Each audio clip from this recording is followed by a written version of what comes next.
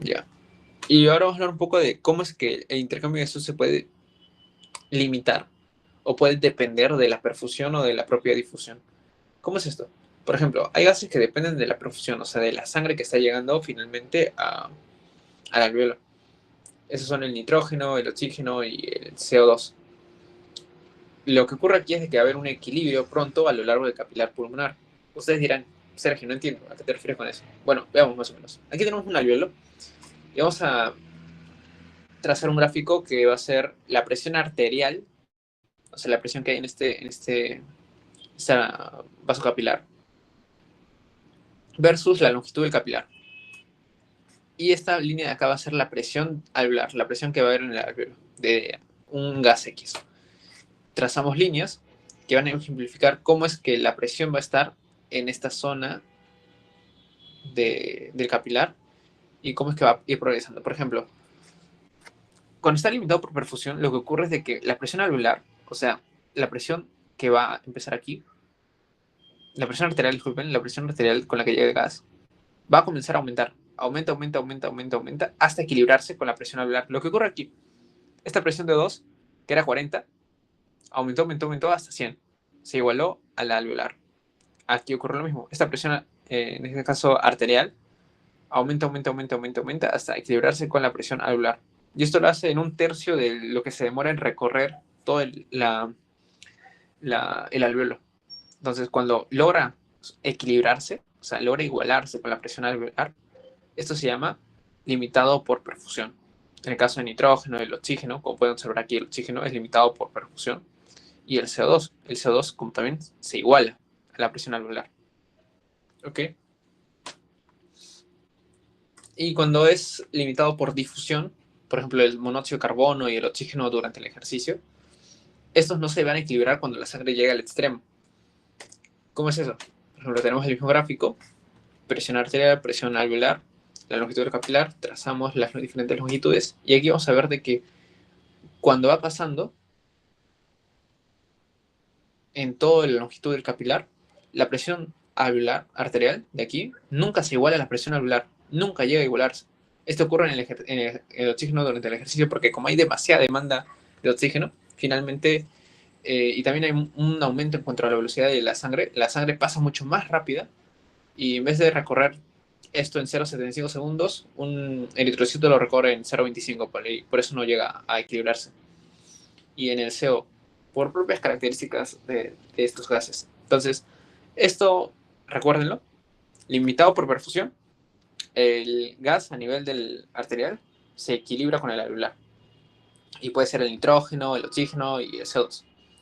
Mientras que los limitados por difusión son el monóxido de carbono y el O2 en el ejercicio. Y en este caso no se equilibran con respecto a la presión alveolar. Y aquí lo que les mencioné, el DELCO, que es la difusión del monóxido de carbono, se usa para evaluar la propia difusión, o sea, la transferencia de oxígeno. Un delco elevado nos indica de que la difusión está aumentada y un delco disminuido nos indica que la difusión está disminuida. Eso es lo que ocurre.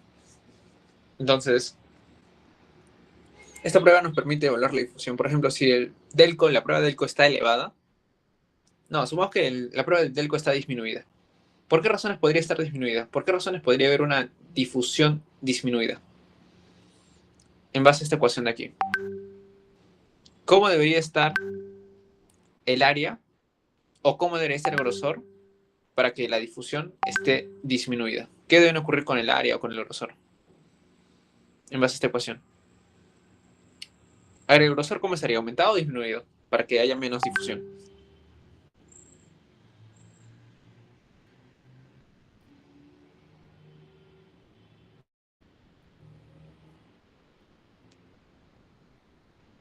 ¿Alguno tiene una respuesta, chicos?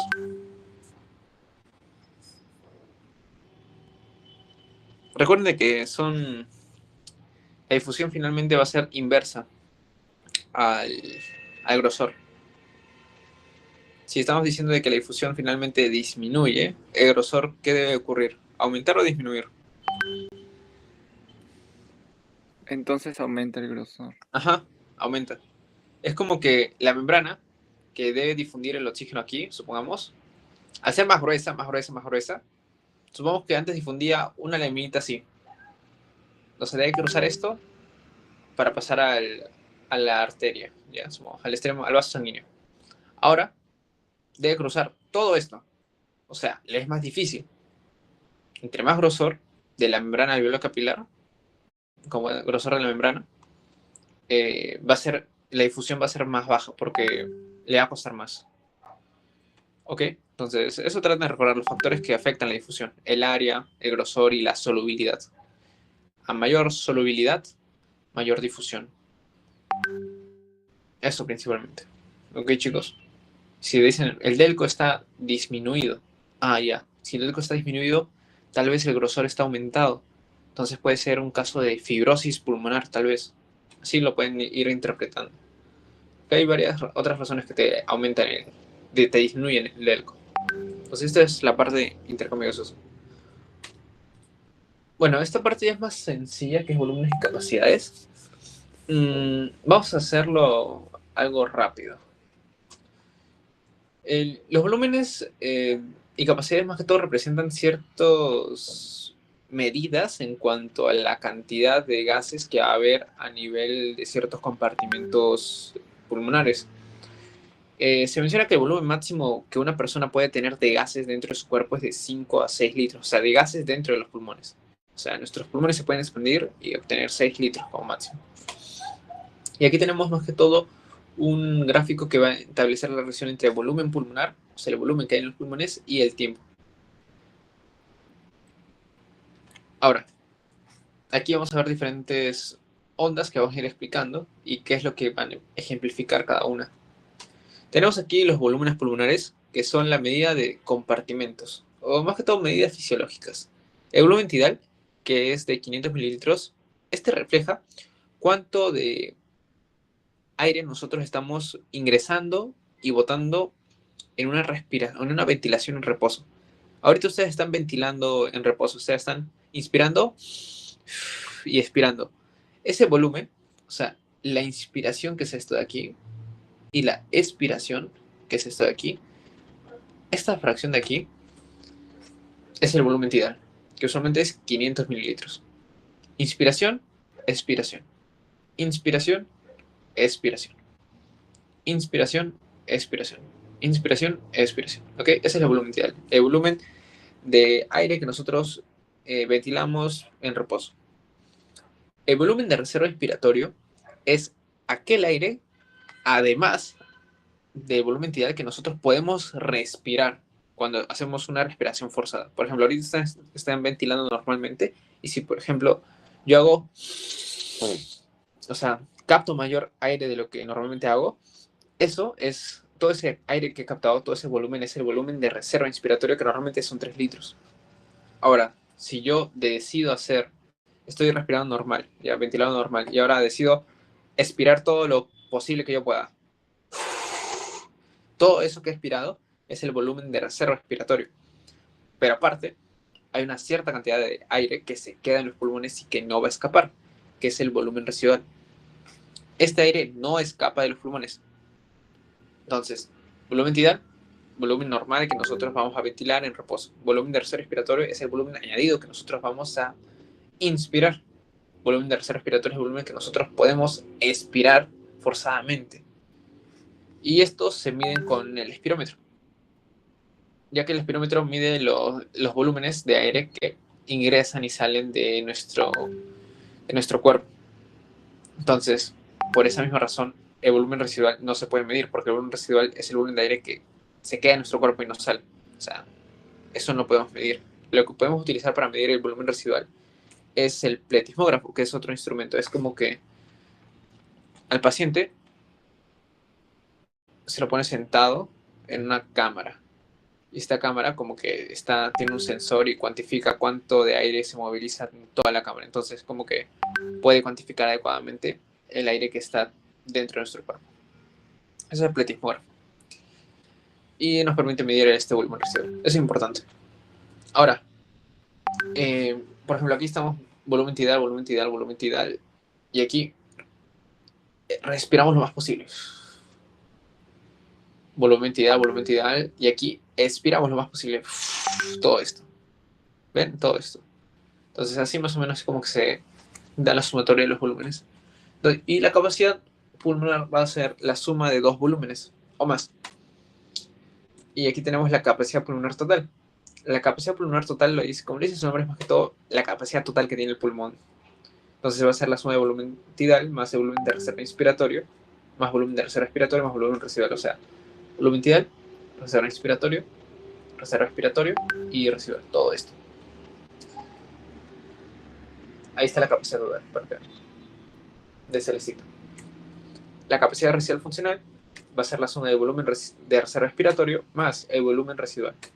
Y es esto de aquí. O sea, es el volumen que va a quedar dentro de nuestros pulmones en una ventilación en reposo. La capacidad inspiratoria es el volumen de reserva inspiratorio más el volumen tidal. Y es esto de aquí. Va a ser cuánto de aire podemos nosotros inspirar sumado al volumen tidal. Es todo esto de aquí. Y luego tenemos la capacidad vital, que es más que todo el volumen de reserva inspiratorio más el volumen tidal más el volumen de reserva respiratorio. Es la cantidad de aire que nosotros movilizamos, que inspiramos como máximo y expiramos como máximo. De estos de aquí, ya les he mencionado que el pletismógrafo mide el volumen residual. Entonces, esta capacidad pulmonar, estas capacidades pueden medirse también con la espirometría, siempre y cuando dentro de la fórmula, o sea, de la sumatoria de esos volúmenes, no esté el volumen residual, porque si está el volumen residual no lo podemos calcular. Por ejemplo, la capacidad vital, disculpen, la capacidad pulmonar total, que está aquí dentro de la ecuación está volumen residual. Entonces, con un espirómetro no puedo medir la capacidad pulmonar total. Lo que podría hacer para medir la capacidad pulmonar total es tener un pletismógrafo, porque el pletismógrafo te mide todo.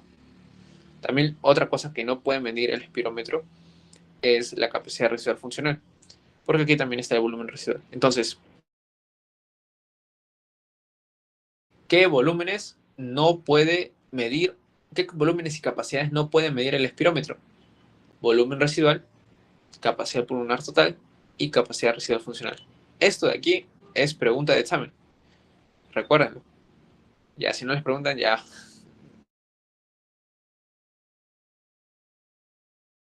Es muy preguntado. Y igual las fórmulas acuérdenselas, porque fácilmente las pueden poner en un examen. Esto es volúmenes y capacidades.